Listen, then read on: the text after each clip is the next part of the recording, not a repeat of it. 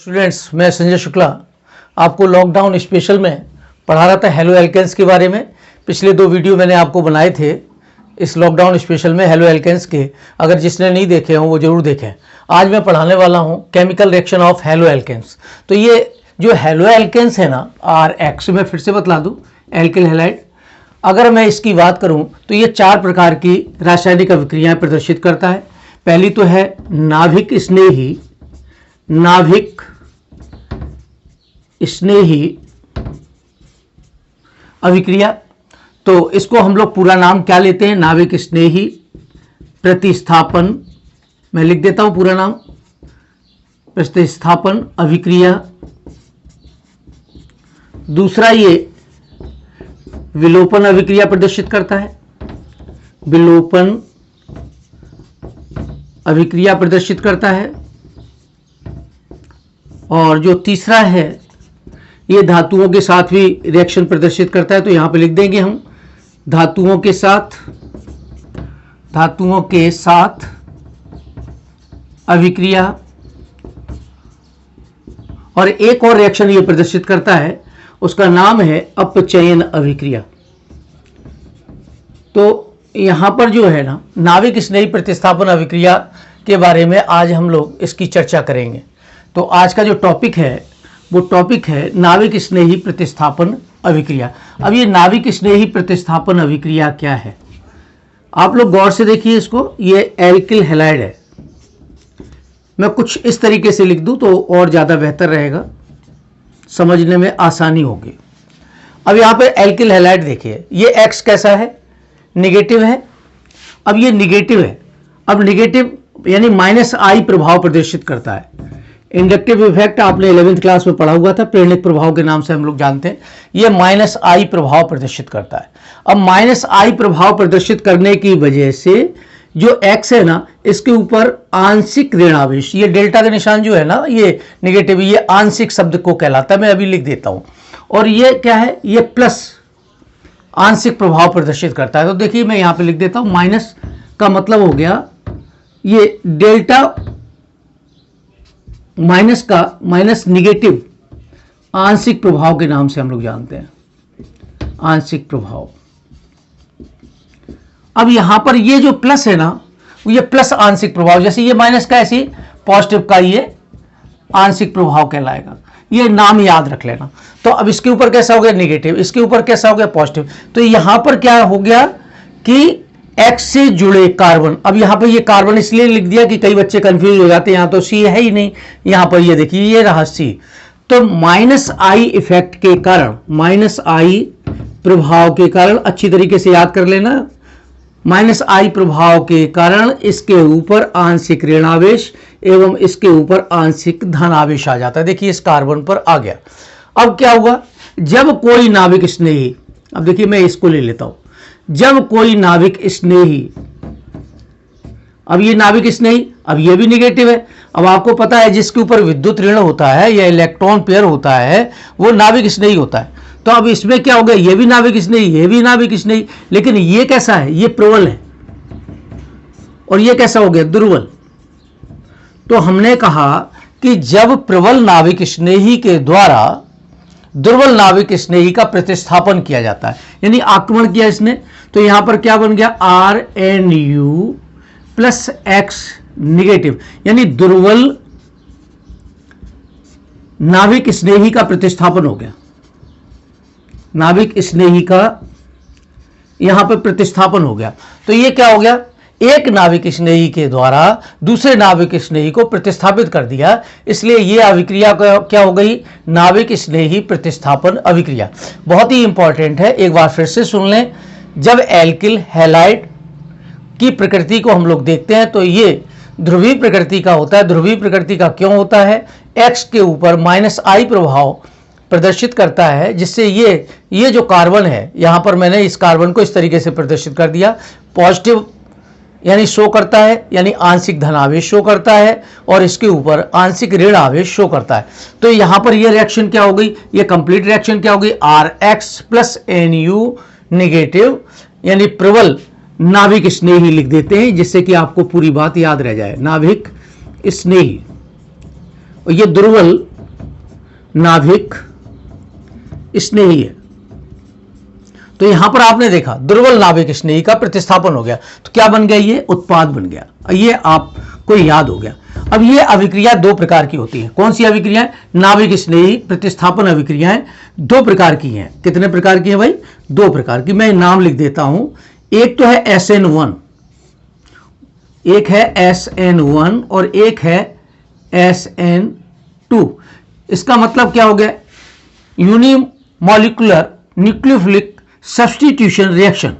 Nucleo, N का मतलब nucleophilic, S का मतलब सब्स्टिट्यूशन रिएक्शन। इसको हम लोग हिंदी में लिख देते हैं एकाणुक नाभिक स्नेही प्रतिस्थापन अभिक्रिया के नाम से हम लोग जानते हैं। और द्विअणुक यानी बाईमोलिकुलर द्विअणुक नाभिक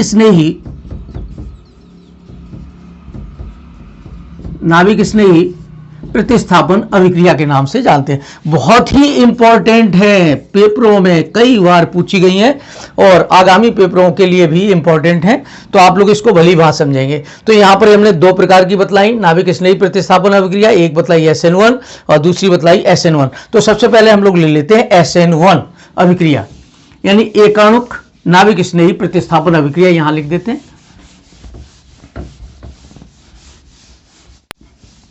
हम लोग लेने वाले हैं यहां पर SN1 अभिक्रिया। तो फर्स्ट नंबर ले लिया हमने SN1 यानी यूनिमोलिकुलर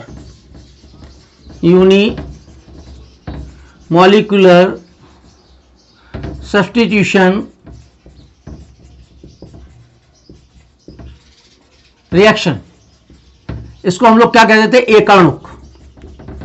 एकाणुक नाभिक स्नेही प्रतिस्थापन अभिक्रिया के नाम से हम लोग जानते हैं। याद रखिए, याद करने का तरीका 1 का 2 और 2 का 1। तो 1 का 2 यानी जो SN1 है वो दो पदों में होती है और जो SN2 है वो एक पद में होती है। ये याद करने का तरीका है 1 का 2, 2 का 1। तो यहां पर 1 का 2 यानी ये क्या हो गया कि ये अभिक्रिया कितने पदों में होगी? ये अभिक्रिया दो पदों में होगी, यानी ये अभिक्रिया दो पदों में होती है, पदों में होती है। अब देखिए दो पदों में होती है। प्रथम पद में क्या होता है? चलिए मैं लिख देता हूं प्रथम पद। अब जो प्रथम पद है, प्रथम पद में कार्बोकैटायन का निर्माण होता है। किसका निर्माण होता है? कार्बोधनाइन कहते हैं जिसको हम लोग, कार्बोधनाइन, ब्रैकेट में हम लोगों ने लिख दिया कार्बोकैटायन। तो कई लोग कार्बोकैटायन भी कह देते हैं, कार्बोधनाइन या कार्बोकैटायन। तो ये इस तरीके से कार्बोधनाइन और कार्बोकैटायन में निर्माण होता है। और दूसरे पद में क्या होता है? देखिए मैं यहां पे लिखता हूं दूसरा पद। दूसरे पद में इस कार्बोधनाइन पर प्रबल नाभिक स्नेही के द्वारा आक्रमण होता है। तो दूसरे पद में उत्पाद का निर्माण होता है। तो यहां पर हम लोग लिख सकते हैं कार्बोधनाइन पर प्रबल नाभिक स्नेही जुड़ता है। प्रबल नाभिक स्नेही जुड़ता है और उत्पाद प्राप्त होता है। अब आपने दो चीजें देखी, कार्बोधनाइन का निर्माण होता है।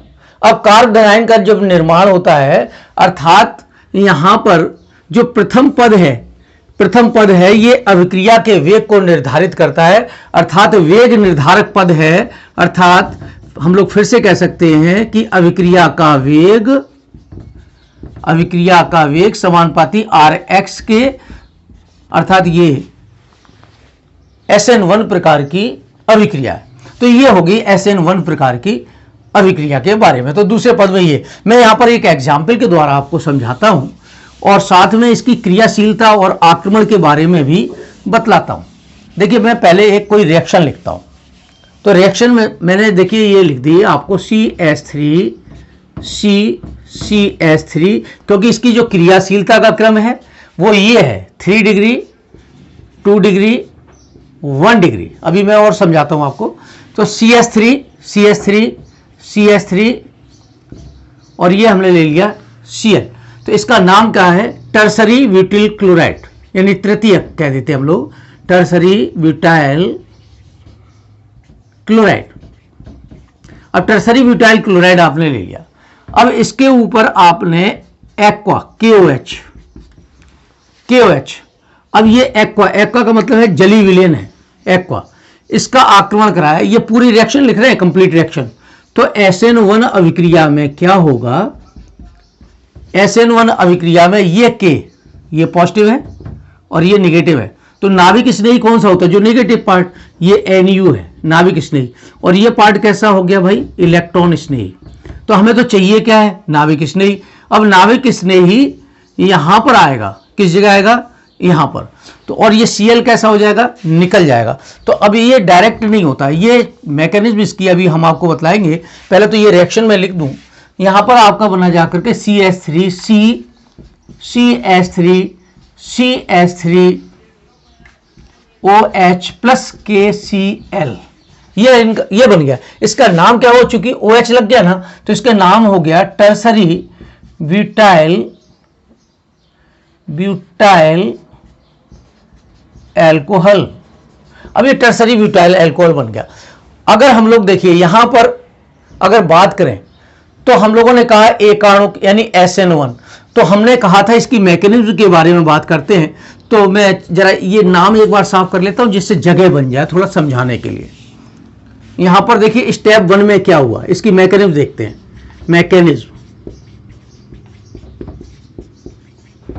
इसकी मैकेनिज्म देखिए। स्टेप 1 में क्या हुआ? पद 1 में कार्बोकैटायन बना, कार्बोकैटायन यानी कार्बधनाइन जिसको हम लोग कह देते हैं, कार्बोकैटायन का निर्माण होता है। अब देखिए कैसे होगा कार्बोकैटायन का निर्माण, कैसे होगा? देखिए यहां पर CH3 ये रहा Cl। अब ये क्या है? प्रेरणिक प्रभाव -I प्रभाव है। ये टूटेगा, अपनी तरफ इलेक्ट्रॉनों को खींचेगा, कार्बन के इलेक्ट्रॉनों को खींचेगा। तो ये स्लो मोशन में ये गति होगी, और स्लो मोशन में गति होकर के क्या बनाया? CH3 और ये बन गया प्लस, और Cl। ये दुर्बल नाभिक स्नेही बाहर निकल जाता है, दुर्बल नाभिक स्नेही बाहर निकल जाता है। अब ये दुर्बल नाभिक स्नेही बाहर निकल गया। अब क्या हुआ? ये यहां पर बन गया तृतीयक। देखिए यहां पर क्या था? Tertiary butyl chloride. अब यहां पर क्या बन गया? कार्बधनाइन, यानी तृतीय कार्बधनाइन का निर्माण हो गया, और ये Cl बाहर निकल गया। तो एक पद तो ये हुआ। अब यहां पर देखिए ये निकल गया। अब स्टेप नंबर 2 में क्या होगा? स्टेप 2 में जो कार्बधनाइन है CH3 टर्सरी ब्यूटाइल कार्बधनाइन है, इसके ऊपर नाभिक स्नेही। देखिए ये रहा नाभिक स्नेही। अभी हमने आपसे कहा था नाभिक स्नेही, ये रहा नाभिक स्नेही। नाभिक स्नेही नेगेटिव का चिन्ह भी लगा देते हैं। ये क्या करेगा? इस कार्बन के साथ में आकर के जुड़ेगा। लेकिन ये गति इसकी कैसी होती है? फास्ट होती है, बहुत तेजी के साथ होती है। और ये बन जाता है CH3OH। अब यहां पर आप देखिए नंबर 1 चीज, ये आक्रमण जो नाभिक स्नेही है, मैं यहां पर NU नेगेटिव लिख देता हूं। इसका आक्रमण किधर की तरफ से हो रहा है? इधर से, आगे की तरफ से। अब आगे तो कई लोग इधर से भी आगा कह देते हैं, आगे पीछे का शब्द थोड़ा सा गलत हो जाएगा। आप तो याद रखना कि नाभिक स्नेही का आक्रमण Cl की दिशा की ओर से होता है। उसमें आपको कंफ्यूजन कभी भी नहीं होगा कि आगे की ओर से हो रहा है, पीछे की ओर से हो रहा है, तो उसमें कंफ्यूजन हो जाता है हिंदी में। तो ये क्या हो गया है कि हम लोगों ने क्या किया कि OH का आक्रमण किधर से किया? जिधर Cl जुड़ा था, Cl की ओर से। तो Cl की ओर से आक्रमण हुआ और तीव्र गति के साथ में ये जुड़ गया, और टर्सरी ब्यूटाइल अल्कोहल का निर्माण हो गया। अब आप दूसरी कंडीशन देखिए, पहला तो मैंने क्या बताया, आगे की तरफ से अर्थात Cl की दिशा से आक्रमण होता है, और दूसरा क्या मैंने आपको बताया कि इसका अभिविन्यास, किसका अभिविन्यास, ये क्या चीज है, क्रियाकारक, ये क्या है, क्रियाकारक, और ये क्या है, क्रियाफल, यानी उत्पाद, प्रोडक्ट जिसको हम लोग कह देते हैं, ये लास्ट में जो प्राप्त होता है।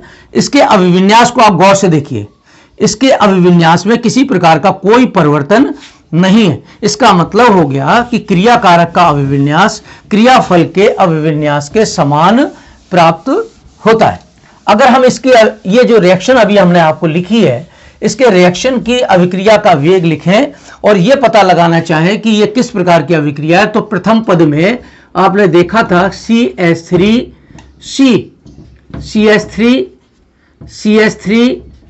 और ये रहा Cl।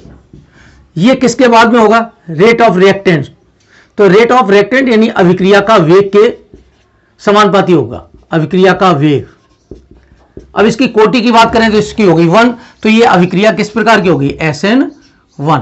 तो बहुत ही इंपॉर्टेंट है, इतना ही आपको 12th बोर्ड में लिखना होता है। अब सेकंड नंबर हम लोग ले लेते हैं, देखिए यहां पर SN1 था, अब हम लोग ले लेंगे SN2। तो SN2 प्रकार की अभिक्रिया की बात करते हैं। तो SN2 में इसको हम लोग कह देते हैं द्विअणुक नाभिक स्नेही प्रतिस्थापन अभिक्रिया। अब देखिए इसमें क्या है, थोड़ा सा हिंदी में और इंग्लिश में थोड़ा सा अंतर आ जाता है कि इंग्लिश में ज्यादा स्पष्ट हो जाता है। इसको हम लोग कह देते हैं वाई, 2 लगाए ना, वाई मॉलिक्यूलर नाभिक स्नेही को क्या कहेंगे, न्यूक्लियोफिलिक सब्स्टिट्यूशन रिएक्शन। तो इसमें क्या है, यह अभिक्रिया एक पद में होती है। देखिए याद रखना, अभी हमने क्या कहा था, 1 का 2, 2 का 1, यानी SN1 जो थी ना वो 2 भाग में हो रही थी। ये कौन सी हो गई, SN2 कितने भाग में हो गई, 1 भाग में। तो ये अभिक्रिया कितने भाग में होगी, 1 भाग में संपन्न होती है, 1 भाग में, यानी सीधी रिएक्शन होती है। 1 भाग में मैं लिख देता हूं जिससे कि आपको स्पष्ट रह जाए, संपन्न होती है। अब कैसे संपन्न होती है, इसमें क्या होता है कि जब प्रबल नाभिक स्नेही आक्रमण करता है, अब प्रबल नाभिक स्नेही आक्रमण करेगा तो आक्रमण करने में क्या होगा, अब इसमें इसका आक्रमण किधर होगा, जिधर जो हैलोजन है ना उसके विपरीत दिशा से इसका आक्रमण होगा। जैसे चलिए मैं एक रिएक्शन लिखता हूं, उसके बाद में इसको और क्लियर समझाता हूं तो शायद बेहतर समझ में आ जाएगा। ये मैं कोई X लिख देता हूं या Cl लिख दूं, कोई दिक्कत वाली बात नहीं, Cl लिख दिया और हमने नाभिक स्नेही को चलिए NU ही लिख देते हैं, क्योंकि नाभिक स्नेही पता नहीं है, आपने QH ले रखा है और कोई ले रखा है, तो हमने NU ले लिया, इसका नाम हो गया नाभिक स्नेही। अब आप गौर से देखिए, इसमें यहां पर आपने देखा, आपने ले लिया मैथिल क्लोराइड, क्या नाम है इसका, मैथिल क्लोराइड। अब मैथिल क्लोराइड, अब हमने ये लिख दिया। अब इसकी अभिक्रिया यहां से ना हो करके, देखिए SN1 जब ले रहे थे तब तो आप यहां से कर रहे थे, तो लिखने को तो ऐसे लिख सकते हो, लेकिन जुड़ेगा किधर, ये जुड़ेगा, आक्रमण करेगा इधर से। तो कभी भी आप रिएक्शन जैसे लिखो ना, ये वाली रिएक्शन, ये ऐसे ना लिख करके कुछ इस प्रकार से लिखो। मैं चलो इसको सुधार कर देता हूं कि इस प्रकार से लिखो तो ज्यादा क्लियर होगी और आप कभी भी नहीं भूलोगे। क्या करोगे, NU यानी नाभिक स्नेही का आक्रमण आपने करा दिया। देखिए ये रहा आपका रिएक्टेंट, क्रियाकारक जिसको हम लोग कह देते हैं, और मैथिल क्लोराइड भी कह सकते हैं हम, तो मैथिल क्लोराइड। तो अब वहां से तीर घुमा करके लाओ, उससे बेहतर है कि NU को हमने इधर लिख दिया। तो अब एक बात तो आपने सीखने को मिली कि नाभिक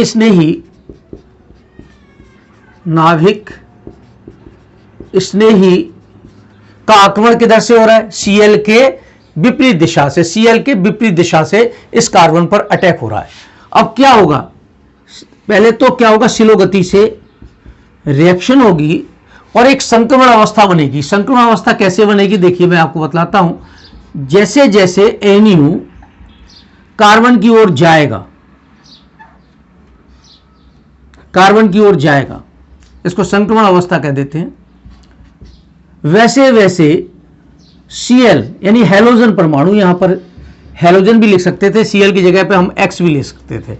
तो यहां पर क्या हुआ, NO जैसे जैसे C की ओर जाएगा वैसे वैसे धीरे धीरे Cl बाहर निकलेगा। इसका मतलब क्या हो गया, एक बॉन्ड का निर्माण हो रहा है, यानी नए बंध का निर्माण हो रहा है और पुराना बंध टूट रहा है, पुराना बंध टूट रहा है। तो यह अवस्था कौन सी हो गई, संक्रमण अवस्था हो गई, संक्रमण अवस्था हो गई। अब इसमें क्या होगा, तीव्र गति से Cl बाहर निकल जाएगा और देखिए ये NU CH H and H और प्लस Cl बाहर निकल गया। चलिए मैं Cl ये बाहर निकल गया, दुर्बल नाभिक स्नेही है, दुर्बल नाभिक स्नेही है। तो आपने देखा कि यहां पर यह उत्पाद प्राप्त हो गया, मैं हिंदी में लिख देता हूं, उत्पाद प्रोडक्ट है, उत्पाद प्राप्त हो गया। तो यहां पर आप NU की जगह वही जो KOH लिया था ना, वहां से आप OH को ले लेना, ये नाभिक स्नेही है, और NU की जगह लिख देना, ज्यादा आपको समझ में आ जाएगा। तो आपने यहां पर देखा कि NU नेगेटिव था, आक्रमण किया, संक्रमण अवस्था प्राप्त हुई और तीव्र गति से दुर्बल नाभिक स्नेही निकल गया और उत्पाद प्राप्त हुआ। अब यहां पर आपने देखा, बहुत गौर से आप देखें, इसका जो अभिविन्यास है, क्या नाम है इसका, अभिविन्यास, अभिविन्यास, और इसके अभिविन्यास को देखिए आप, दोनों के अभिविन्यास को देखिए, यह उलट गया, उलट गया। जिस प्रकार से तेज हवा में छाता पलट जाता है उसी प्रकार से इसका अभिविन्यास उलट जाता है। तो इसमें हम लोगों ने देखा और सीखा कि नाभिक स्नेही के जुड़ने से इसका अभिविन्यास उलट गया। इसी को हम लोग कह देते हैं वाल्डन प्रतिपन। तो पेपरों में क्या करते हैं, SN1 के नाम से पूछ दें, SN2 के नाम से पूछ दें, वाल्डन प्रतिपन के नाम से पूछ दें, तो ये इसका याद रखना। और इसकी जो अभिक्रियाशीलता है, इसकी अभिक्रियाशीलता SN2 रिएक्शंस की जो अभिक्रियाशीलता है, इसकी अभिक्रियाशीलता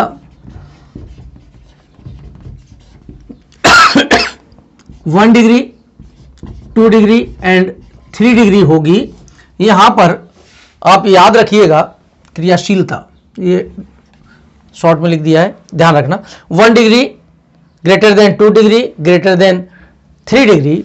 और ये जो आक्रमण है ना, ये आक्रमण जो है आपने देखा कि Cl के विपरीत दिशा से हो रहा था। और अभिक्रियाशीलता ऐसा क्यों हो रहा है, क्योंकि जो अभिविन्यास है, तो अभिविन्यास में अगर जैसे जैसे ये C से जुड़े हुए एल्किल समूहों की संख्या में अगर वृद्धि कर दें, अगर यहां पर CH3 कर दें, यहां पर CH3 कर दें, तो ये अभिविन्यास में क्या होगा, बाधा उत्पन्न हो जाएगी, आक्रमण करना इधर से कठिन हो जाएगा, कठिन हो जाएगा। इसी कारण से इसकी अभिक्रियाशीलता का क्रम यह है। इसको आप चाहें तो इस तरीके से भी लिख सकते थे, CH3 CH2X greater than CH3 CH3, ये H लगा दो, X कर दो और टर्सरी बना दो CH3 CH3 CH3 and X।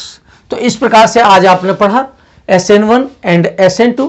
तो प्रिय बच्चों, आप लोग जो है लगातार मेरे साथ बने रहें और मेहनत करते रहें, बढ़िया सा आप लोग याद करें। कोई प्रॉब्लम्स हो तो नीचे कमेंट्स बॉक्स में लिख दें, मैं कोशिश करूंगा कि आपको समय पर जवाब दे सकूं। Thank you very much.